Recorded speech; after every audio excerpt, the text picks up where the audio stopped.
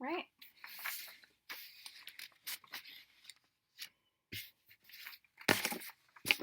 Okay. Let's continue reading. But when they stepped into the city library with the map and drawing, they felt overwhelmed. So many shelves of books all the way to the ceiling.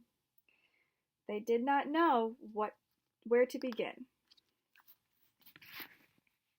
Let's stop again.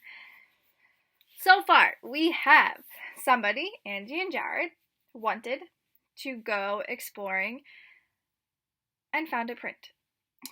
But they did not know what animal the print belonged to.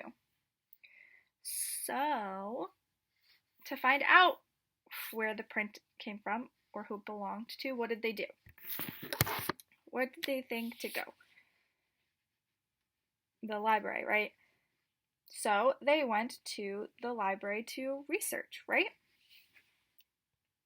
Now we have, 4 sections of our chart filled out.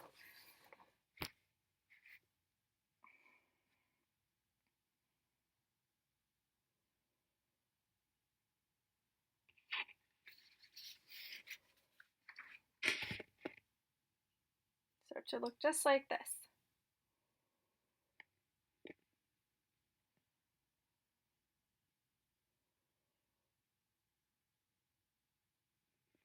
Okay. Let's see what happens. Can I help you? Asked the librarian. Jared nudged Angie, and she stepped forward to explain what they were looking for. My brother thinks this is a dinosaur print, she ended by saying, but I think it might be some kind of bird, a water bird. I believe some dinosaur footprints were found recently. I believe some dinosaur footprints were recently discovered in Utah, said the librarian. We'll see if there are any like your print.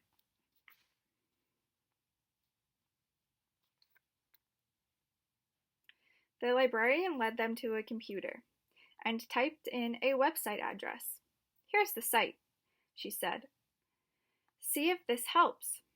Then come to me if you have any more questions. Jared and Angie crowded up to the computer screen. They read about dinosaur prints that were found when a top layer of earth was turned over. But our print was right there on the surface, said Jared. That means it can't be a fossil after all. Maybe it's a bird like you thought. Maybe, Angie agreed. Is it a bird? They went back to the librarian. Where can we find out about birds? Angie asked.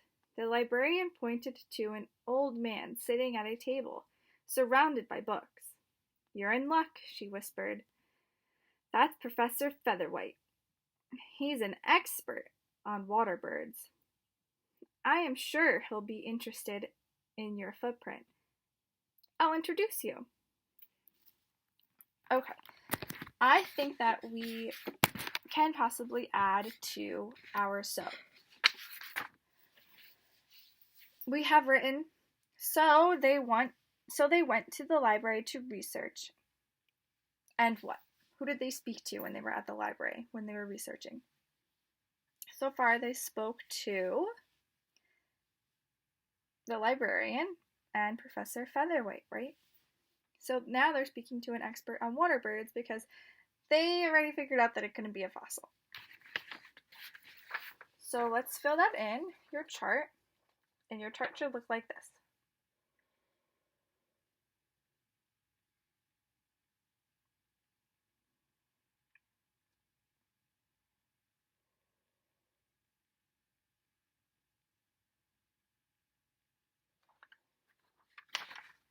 All right.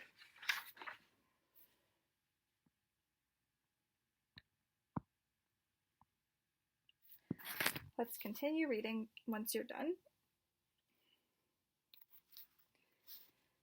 The professor looked closely at Angie's drawing and made a clucking noise.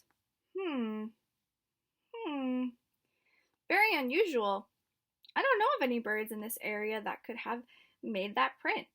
It's quite large, but perhaps a migratory bird from some faraway place? Got blown off course? Asked Jared, finishing the professor's sentence. Well, yes, possibly, said the professor. Here's a book that might help you. Good luck.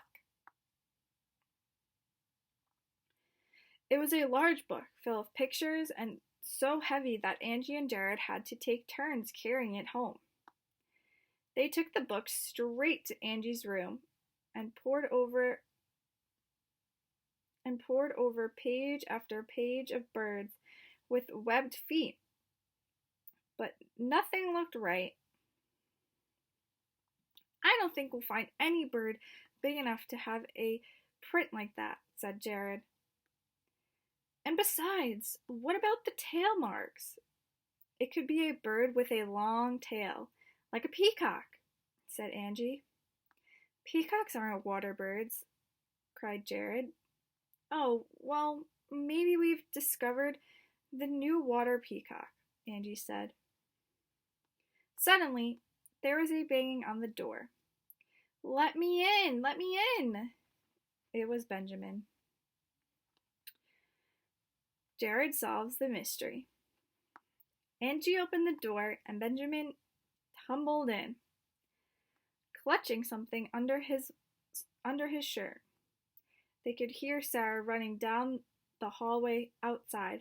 Come back here, she yelled. Give me my fin! Benjamin, Angie said sternly. Are you stealing Sarah's swim fin again? Jared closed the door. Angie, that's it. What? Sarah's fin made our footprint. Give it to me, Ben. Uh-oh, of course, Angie said, slapping her forehead, while Benjamin pulled the fin out from under his shirt. Ben, were you down by the creek a while ago? Jared asked. No, Ben said innocently. Well, a long time ago. Meanwhile, Angie measured the fin and compared it to their drawing. And notes. You're right, Jared. It's an almost perfect fit. Then she noticed the blanket tucked into Benjamin's shorts. The tail marks must have been his blanket. Benjamin grinned up at them. You mean you found my monster print? Angie and Jared looked at each other and laughed. First, we thought it was a dinosaur, said Jared. Then we thought it was a bird, said Angie. But now we know it was the scariest monster in the whole world. And she gave Benjamin a hug. And that's the end of the story. Now that we finished the story, we can fill in the last section of our chart. So far, we have somebody, Angie and Jared, wanted to go exploring and found a print, but did not know what animal it belonged to. So they went to the library and researched and spoke to the librarian and Professor Featherwhite. Then, what did they do? Did they solve the mystery? Did they figure out what the print belonged to? They did, right? So they figured out it was Benjamin's, his monster print, right? So the completed chart should look like this.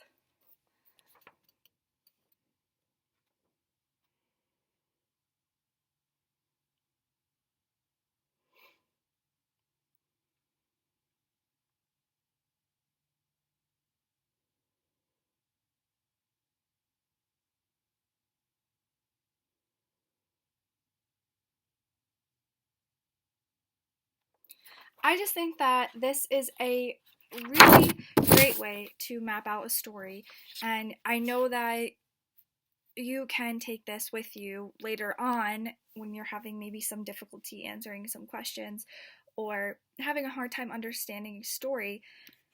You can use this chart to help map out your story. It just gives you the general plot of a story, and it will help you understand it a little better. Because if you didn't read that book, right? If you never read that book, but I read my chart to you, you'd basically know what the book's about, right? So Angie and Jared wanted to go exploring and found a print, but they did not know what animal it belonged to. So they went to the library and researched and spoke to the librarian, Professor Featherwhite. Then they figured out it was Benjamin's monster print.